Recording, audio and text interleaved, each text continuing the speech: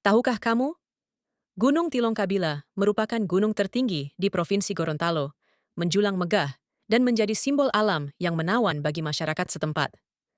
Gunung ini tidak hanya menjadi objek wisata alam, tetapi juga memiliki nilai penting dalam ekosistem dan budaya lokal. Sementara itu, Gorontalo juga memiliki Danau Limboto, yang merupakan danau terbesar di provinsi ini. Danau ini dahulu luasnya mencapai ribuan hektar dan menjadi sumber kehidupan bagi masyarakat sekitar, mulai dari perikanan hingga pertanian. Namun, saat ini Danau Limboto menghadapi ancaman serius berupa pendangkalan akibat proses sedimentasi yang terus meningkat. Erosi tanah, alih fungsi lahan, dan kurangnya pengelolaan lingkungan menjadi faktor utama penyebabnya. Jika tidak segera ditangani, danau ini berisiko kehilangan fungsinya sebagai sumber air dan habitat penting. Kondisi ini mendorong berbagai pihak untuk melakukan upaya pelestarian dan rehabilitasi secara berkelanjutan.